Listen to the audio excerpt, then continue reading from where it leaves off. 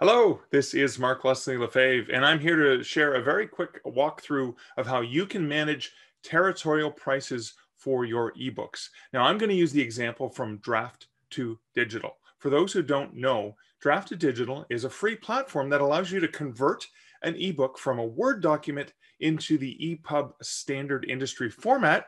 You can download that and use it as you see fit. It's completely free. Or if you want, you can also use Draft2Digital to publish to numerous retail and library markets. Completely your choice. And you can set the price. And because through Draft2Digital, or if you're taking the EPUB and you can publish to other platforms, with the various retailers available, you can be available in more than 170 countries around the world. And so paying attention to your territorial prices is really, really critical.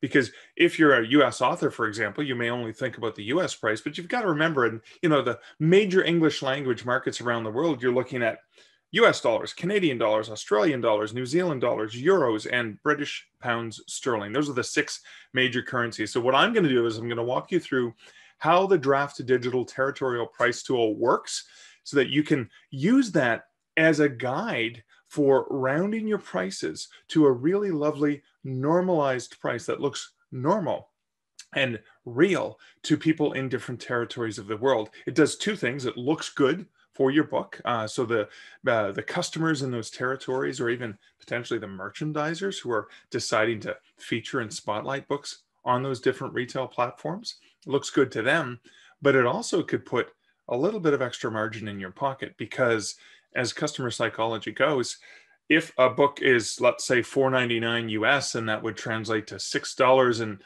I don't know, 72 cents Canadian, a customer who sees 672 Canadian is already rounding up to $7 in their head. So changing that, optimizing that to 6.99 allows a little bit more margin in your pocket, and it's not going to change the customer's perspective because they've already rounded it up to $7. They're pretty much paying what they thought they would be paying. So here's how you can leverage Draft2Digital for managing territorial prices, and again, take advantage of some of their built-in tools, or if you prefer, to override those prices. Let's take a look at the pricing control for international pricing through Draft2Digital. This is an example using one of my books, An Author's Guide to Working with Bookstores and Libraries. So this is a book that's already published, but the pricing is for the ebook. It takes place at the last step. So this is this button here. So when you hit on publish, it's going to take you to that step. And what you want to do is, this is where you would normally put in your US price. And you put in your US price, and then it tells you what you're going to get in terms of royalties on the various retail platforms, etc. But we're going to focus right here on manage territorial prices. And you can see that I have set territorial prices. So I'm going to click on that, and it's going to open up a box. Now, I have manually set territorial prices, but let's take a look at what happens if I uncheck the box. You'll notice that changed to the default term that they're recommending based on exchange rates. Now, the exchange rates have gone up since I've published the book. So if I were to put in $6.99 US, these are the natural prices that would come up. So watch what happens when I change the price. If I change this to $2.99, you'll see that the prices automatically flip to the currency conversion, but it's going to round it to a nice price. So in Australia, Canada, and New Zealand, it's going to go to 99 by default, the nearest 99. In pounds and in euros, it's going to go to either the nearest 49 or 99. So let's go back to 6.99 and see what happens.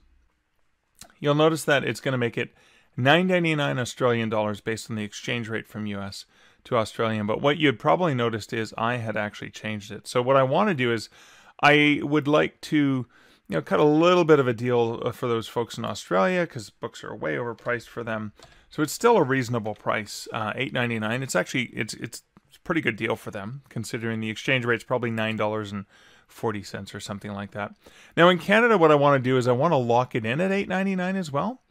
It stays at $8.99. Pounds, $5.49. That seems reasonable based on the exchange rate, etc. Again, so New Zealand, the dollar is less strong in New Zealand, so that's where it's probably closer to $9.79 or something. So I'm going to leave that in rounded. My apologies to good folks in New Zealand, but that is still a reasonable price for this awesome book. And then in euros, we got 5.99, again, based on the exchange rate. I tend not to really worry too much about some of the other territories because I don't understand them very well. So I'm not going to monkey with them. I'm just going to go with the given exchange rate, assuming that based on the American dollar, this is a reasonable price in, Danish krones or Swiss franc or whatever that is. But I'm just going to stick with these main territories. So then all I do is I scroll down and I hit apply territories.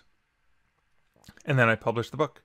The other thing while I'm looking at prices is this is library prices. So typically I recommend people price library prices 2 to 3 times higher. I decided to just cap it at $10 for libraries. Try to, give librarians a deal, especially since this book is an author's guide to working with bookstores and libraries. I want to be nice to the libraries. I could probably reasonably, and they wouldn't bat an eye, if I made this $14.99. So you know what? Just to I'm just going to walk that up. I'm just going to walk that up a little bit. I'm going to change that to $11.99. And what you'll notice is when I change that price, it's going to change the one copy, one user model and the cost per checkout model. Now Hoopla doesn't really change the price, so and it wouldn't really make a difference. I could walk it up $5 or $6, and it would probably still be 49 cents anyway. So there's no point sweating over it. And I am using Draft2Digital to go to all of the places. I hit apply changes, and voila, my book is sent downstream with those updated prices, and you're good to go.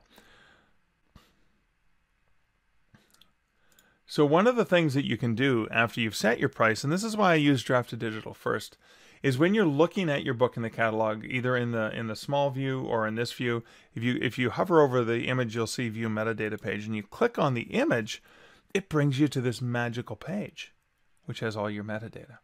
So what I can do is when I'm toggling and I'm looking at the other websites, like uploading directly to Amazon or through Kobo or any of those sites, what I can do is I can see what my prices were, and it's telling me. So the highlighted price are the ones I've manually entered. The ones that aren't highlighted are the ones that are automatically converted.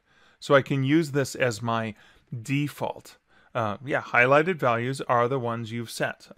So that's an important thing. You can actually return to the publish page right there if you needed to, but it's going to kind of show you what your prices are. And that's where you can kind of see what your prices are, so you can make sure you enter them consistently at all the retailers.